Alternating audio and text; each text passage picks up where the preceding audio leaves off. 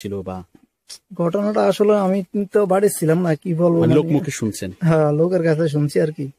মানে উনি আম্মা আইসা দেখে আর কি, ঘরে দরজা দেওয়ার সাথে হরে ওর আম্মা আসছিল, আসে ডাকতেছে আর কি, দরজা খোলা না। হরে ওই ছোট মেয়েটা দরজা খুলছে, আর ওর আম্মা দেখে যে অজ্ঞান হয়ে পড়ে রয়েছে।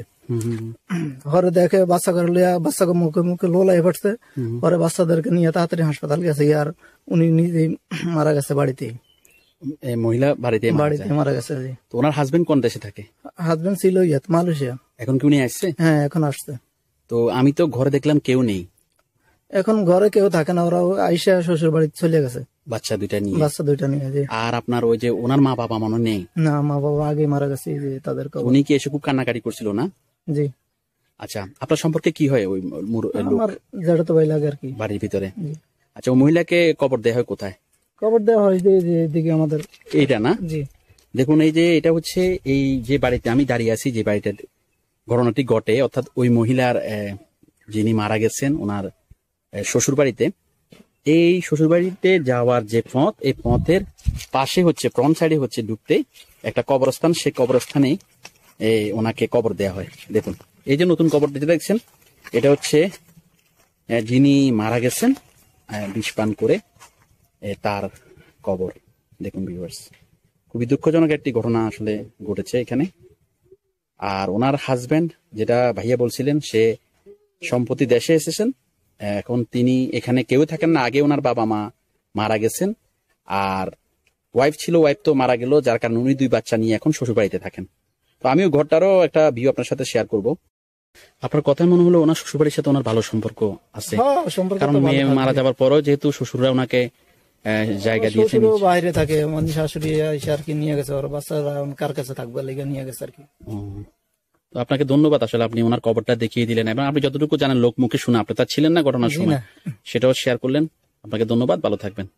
আমি এখন আপনাদেরকে নিয়ে যাব যে ঘরে এই ঘটনাটি ঘটে, আমি সেই ঘরটার একটা ভিউ দিব, যেখানে মেয়েটি আপনার আত্মহত্যা করে বিষ খেয়ে, এবং তার বাচ্চাদেরকেও আপনার বিষ খাওয়ায়। ঘটনাক্রমে বাচ্চারা বেঁচে যায়, কিন্তু আপনার যে বিষ খায় সে মারা যায়, মা মারা যায়, বাচ্চাগুলো বেঁচে যায়। তো আসলে ঘরটিতে সম্ভবত কেউ এখন থাকে না, যেটা ভাইয়া বলছিলেন, কারণ যিনি, অর্থাৎ যে মহিলা মারা গেছেন তার হাজবেন্ড, উনি প্রবাসী। উনি বিদেশে থাকতেই অনেক আগে ওনার বাবা মা মারা গেছেন। থাকার ভিতরে ওনার ওয়াইফটা থাকতো, আর বাচ্চাগুলো থাকতো। তো সেই জায়গায় ওয়াইফও মারা গেল, আর বাচ্চাগুলো ধরতে গেলে এতিম।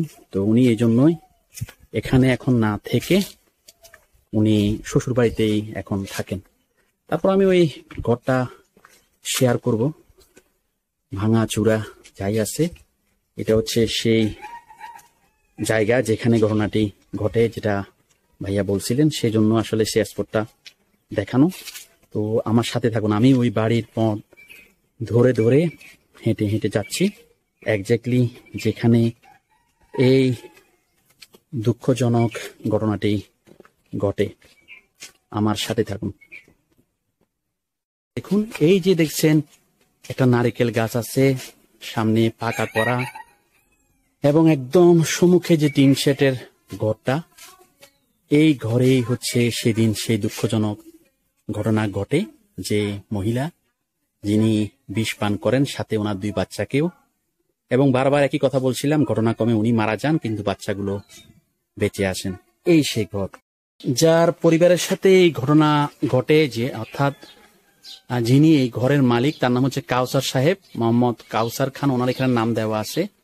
ওনার ওয়াইফে আপনার যেটা বলছিলাম বারবার বিষ পান করেন, সাথে 2 বাচ্চাকেও। এখানে ঠিকানা দেওয়া আছে 2 নম্বর বাকিল ইউনিয়ন পরিষদ, উপজেলা হাজীগঞ্জ, জেলা হচ্ছে চাঁদপুর। দেখুন এখানে অ্যাড্রেস দেওয়া আছে। মানে কাউসার সাহেবের কেউ নেই? না না, কাউসারের সৎ মা থাকে বাপের বাড়ি, আর নিজের মা মারা গেছে। নিজের মা নাই। ওই যেটা আঙ্কেলও বলছিলেন যে আসলে এখানে কেউই থাকে না। ওই আরেকটা ভাইয়া বলছিল সবাই আপনার ওনার নিজের মা বাবা মারা গেছে, সৎ মা আছে, সেটা আরেক বাড়িতে থাকে, আর কাউসার সাহেব এখন শ্বশুর বাড়িতে থাকেন। তো এই আর কি, এটাই হচ্ছে এই ঘটনা সম্বন্ধে আমার ছোট্ট একটা প্রতিবেদন ভিউয়ার্স।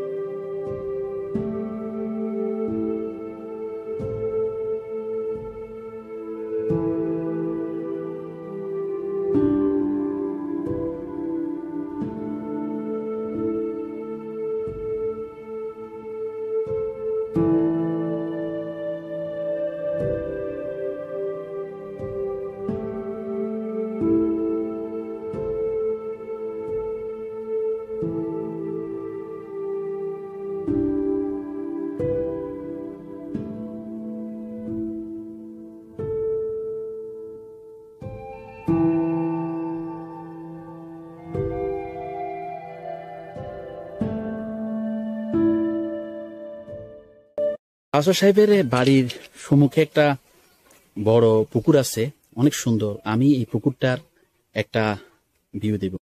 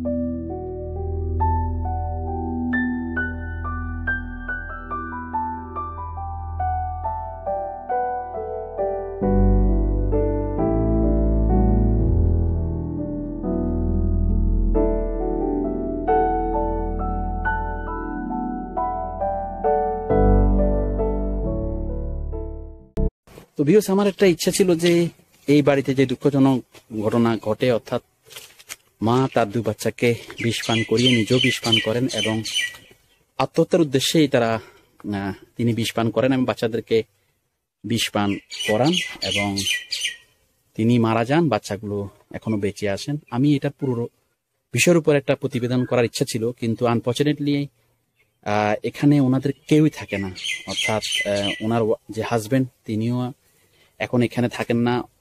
তার ওয়াইফ মারা যাওয়ার পর থেকে 2 বাচ্চাকে নিয়ে তিনি শ্বশুরবাড়িতে চলে গেছেন এবং কাউসার সাহেব যিনি হচ্ছেন এই মহিলার হাজবেন্ড, তার বাবা মা আগেই মারা গেছেন। তো এখানে সেই হিসাবে কেউ থাকেন না। তারপর আমি একজন ভাইয়া, ওনার সম্পর্কে চাচাতো বা জেঠাতো ভাই হয়, বাড়ির পাশে প্রতিবেশী, ওনার সাক্ষাৎকার নিয়ে আমি মোটামুটি আপনাদেরকে একটা বেসিক আইডিয়া দেওয়ার চেষ্টা করছি এই ঘটনার উপরে। আর ঘটনা তো একেবারে সহজ, এটা আত্মহত্যা করেছিল, সেটা অলরেডি আপনারা বিভিন্ন নিউজ পেপার এবং টেলিভিশনও দেখেছেন। তো তারপরেও আসলে একটা কথাই বলবো, এই ধরনের ঘটনা পুরো একটা পরিবারকে নষ্ট করে দেয়। এখন ধরেন এই যে 2 বাচ্চা, ওদের ভবিষ্যৎ কি? পক্ষান্তরে যে কাউসার সাহেব, তিনিও তো আজকে তার বউ হারিয়ে মানসিকভাবে তিনি বিপর্যস্ত, এবং যিনি চলে গেলেন সে তো আত্মহত্যা করা, সেটাও মহাপাপ। তো সবই মিলিয়ে আসলে খুবই দুঃখজনক একটি ঘটনা। তো আশা করি আপনার কাছে এই যে প্রতিবেদন, এটা ভালো লেগেছে। তো ভালো লাগলে অবশ্যই লাইক কমেন্ট করবেন। ধন্যবাদ। ভালো লাগলে লাইক কমেন্ট করে আপনার মতামত দিন। সাথে থাকার জন্য সাবস্ক্রাইব করুন এবং বেল বাটনটিতে ক্লিক করুন।